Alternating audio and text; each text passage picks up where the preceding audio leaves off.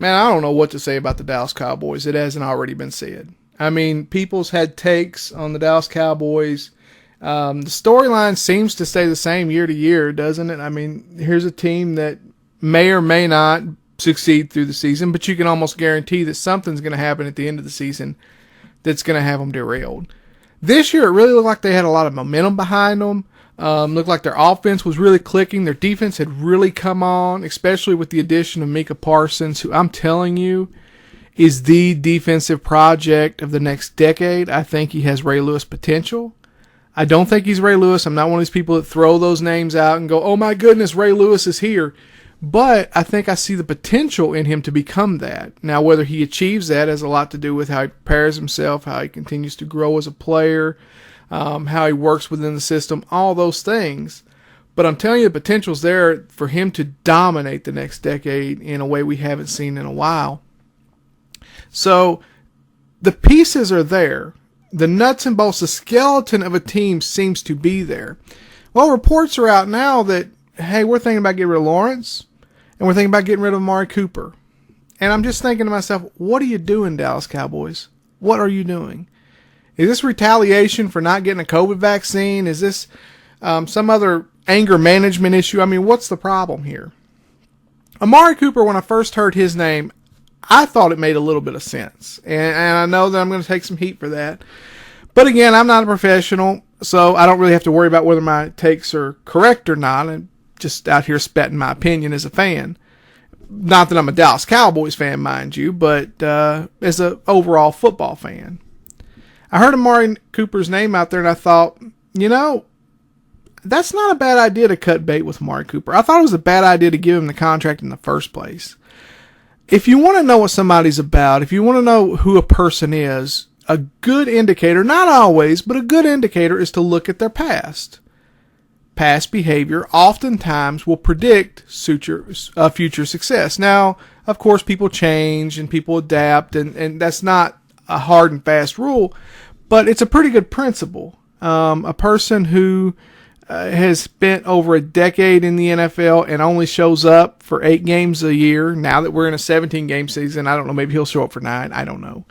But you can guarantee that there's going to be a sizable amount of games every season where he's just not going to show up. And when he doesn't show up, this is the most aggravating player, I think, on the face of the planet as far as this play. Because here you have a player that for 8 games, maybe 9 now that we're in a 17-game season, is going to look like the best receiver in football. He's going to look like not only the best receiver in football, but he might look like one of the best all-time receivers in football. This guy is going to make spectacular catches. He's going to get a ton of yards. He's going to get a ton of touchdowns in those games. The flip side of that is when it's not one of those games, this guy's going to not show up at all. I mean, he's going to have like 20 yards catching, no touchdowns. I mean, you're really going to have to look on the stat sheet to hopefully find anything that says Amari Cooper in a good context. And it's just hard to value that in a league that's a cap-hit league. How do you put that many millions of dollars to a player who you know half your season isn't going to show up? And he doesn't have a great history of showing up in the playoffs when it matters most. So if I'm looking at it from the Dallas Cowboys perspective, why would I want to give this guy all this money so that he can show up a few games a year, about half the season? I'll give him credit, about half the season, and then take the rest off. This is exactly the reason the Raiders got rid of him in the first place. The Raiders wanted consistency at that position. They wanted to know when I go in to game plan for this next opponent, I can expect to get something similar to what you're going to provide every week. You're going to be very predictable in your play.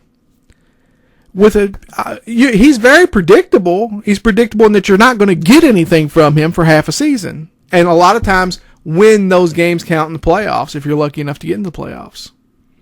And so I understood moving off of Amari Cooper because he's a big cap hit.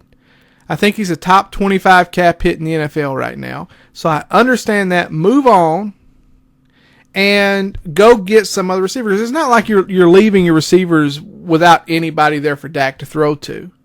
I mean, you have a pretty good receiving core beyond just Amari Cooper, even though he's the big name, the guy that sells the tickets, so to speak. Lawrence is another problem for me, though. Here's a guy you've put up with all kinds of stuff and extracurricular problems with Lawrence on your team. You've paid him a ton of money. He's the highest paid defensive player on the Dallas Cowboys.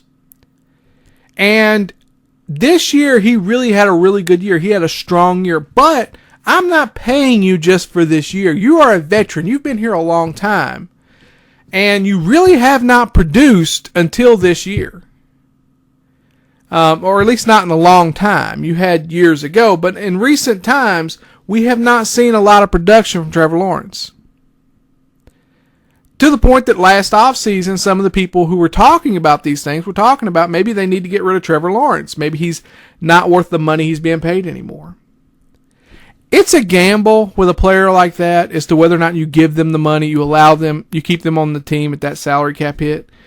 Because if they don't produce next year, if they fall back into that slump that they've experienced a couple years before, then you're on the ticket for this huge cap hit. And so that's a lot of players you can't re-sign, a lot of players you can't bring through free agency onto your team. And so you're really limiting how many good to great players you can put on that defensive unit or maybe on that offensive unit. And so for me, if I'm Dallas, I'm thinking I'm going to give it one more year.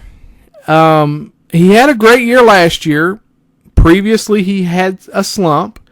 I want to see if it changes this year. If he goes back to the slump, if he moves forward. Because it's not like you're trading him. It's not like his value is going to go down. Which is another red light that the Dallas Cowboys should see, that maybe they're paying these people too much because nobody wants to trade for them. If they're all that great, they're all that wonderful, they're the best whatever at their position, you know, they are just amazing and they deserve every penny of the money they're getting, then why doesn't anybody want them at that pay rate? And so if I'm Dallas, I'm saying, you know what, we're going to keep you one more year and we're going to see if your trend from last year continues or if you fall back into that slump. And we'll make a decision next offseason. I don't know that I jar my defense that much by taking away one of its on-the-field leaders, the highest paid player on my defense, and immediately make a change. I know Micah Parsons is there, and I know he's got the potential to be a wonderful, great prospect. I just compared him to possibly having the ability to become a Ray Lewis. And I think Ray Lewis is an all-time great linebacker.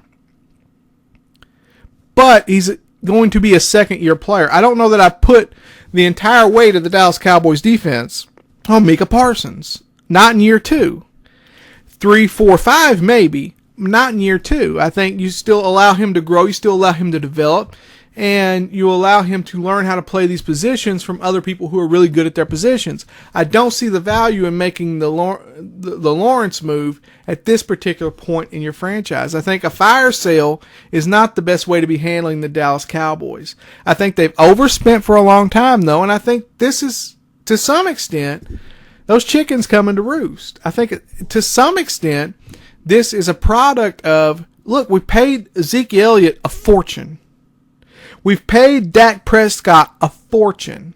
You know, we paid all these people, and there's only a certain amount of money that the league allows us to spend each year called a salary cap.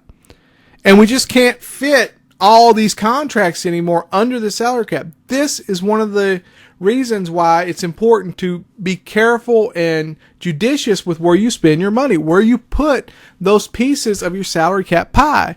Because while this player may be worth the money that they're being paid, they're bringing in tickets, they're winning games, are they worth the 3 or 4 players you're going to have to release or not go after in free agency in order to keep these players on your team?